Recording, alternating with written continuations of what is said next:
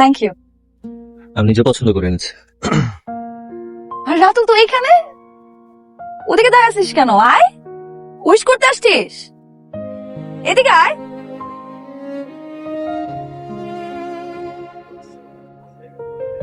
Happy birthday. Thank you.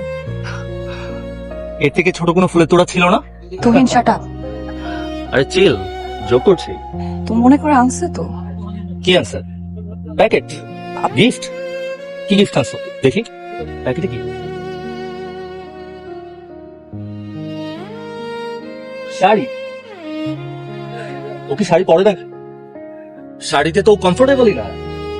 এসব উদ্ভট চিন্তা ভাবনা তোমার মাথায় আসে কোত্থেকে? আসবে না কেন? ছোট্ট একটা শহর থেকে এসেছো,